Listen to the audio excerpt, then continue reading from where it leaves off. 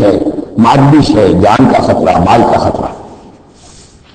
یا ایھا الذین آمنوا خذوا حذرکم، اے اہل ایمان اپنے تحفظ کا سامان لے لیا، اپنے ہتھیار لے لیا کرو۔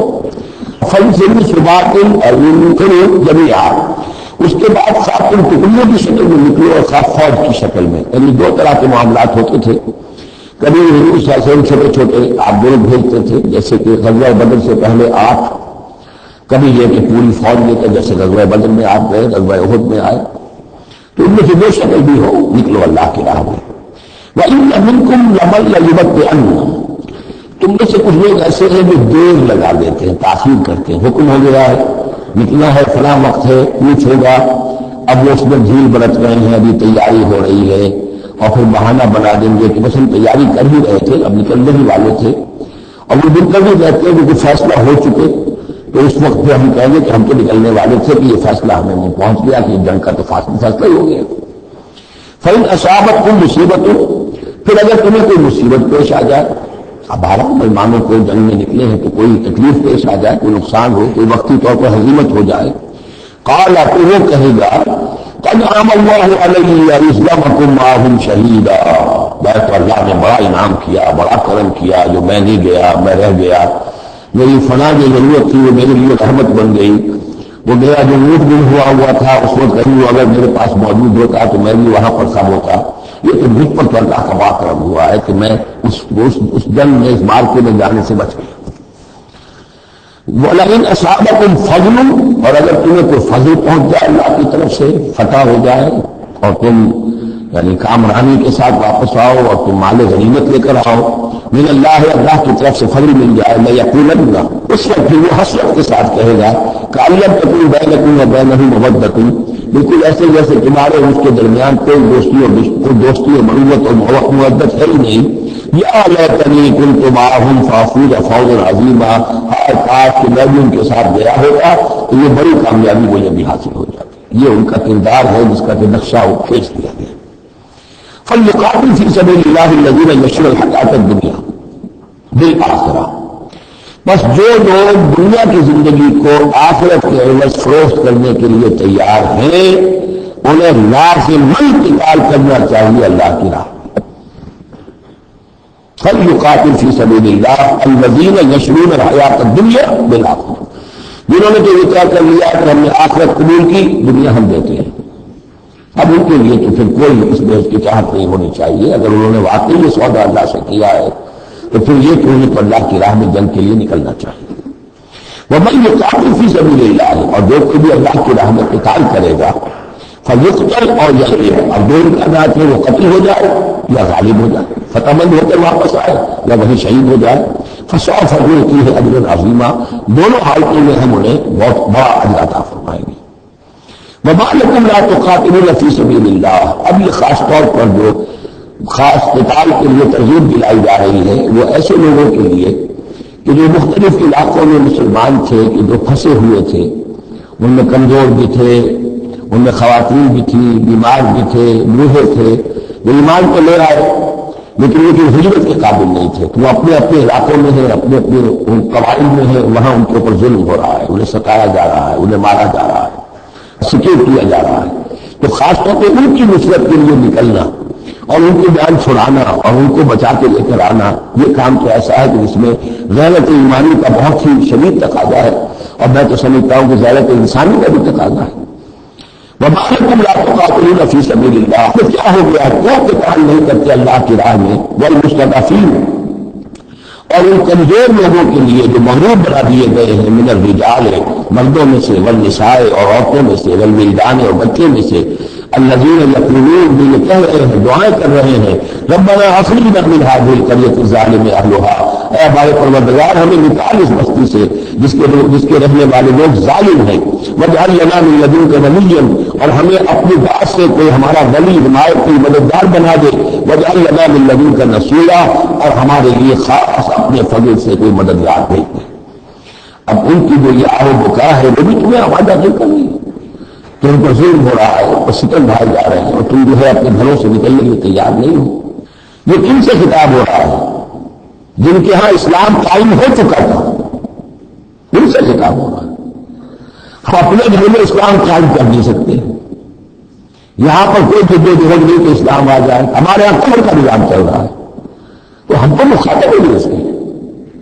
مخاطب اہل ایمان ہے، اور اہل ایمان کا فرض کیا ہے؟ پہلے اپنے گھر کو درست کرو، پہلے اپنے دل کے اندر اسلام قائم کرو.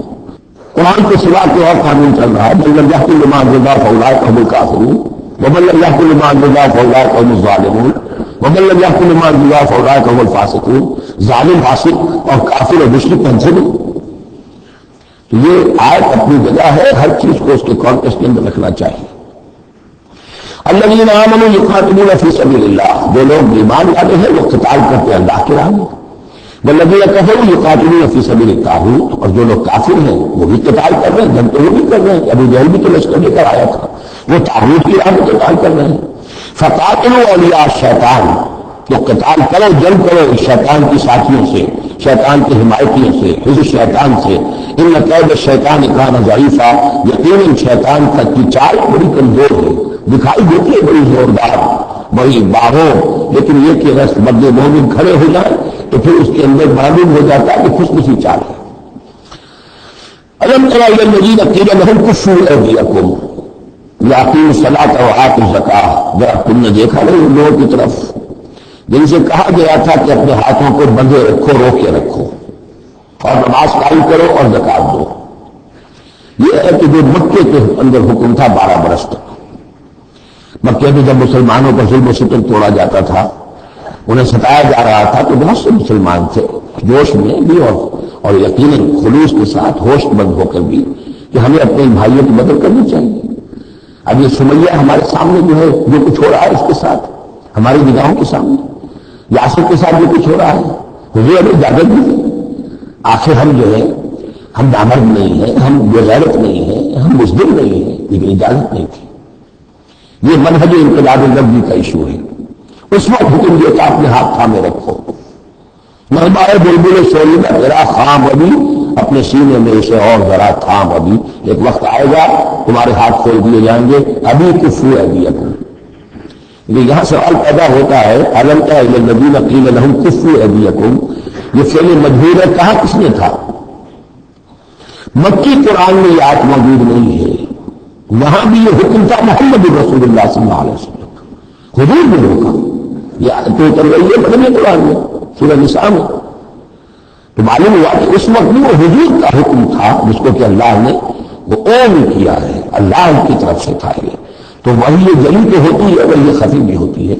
یا حضور کے جس اشتہاد کو اللہ تعالیٰ اس کو تقریر کہیں گے، جیسے حضور کی حدیث ہم کہتے ہیں ایک آپ کا قول ہے، ایک فعل ہے، ایک تقریر ہے.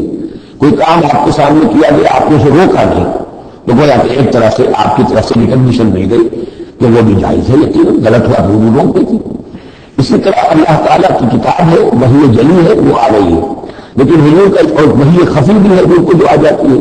اور ایک یہ کہ حضور خود اشتہاد کر رہے ہیں، اس کو اگر اللہ نے روکا نہیں تو وہ گویا اللہ کی تقریر ہو گئی، اور وہ بھی اللہ کی طرف سے ہو گیا، اور وہ بھی گویا کہ اللہ نے اور کر لیا.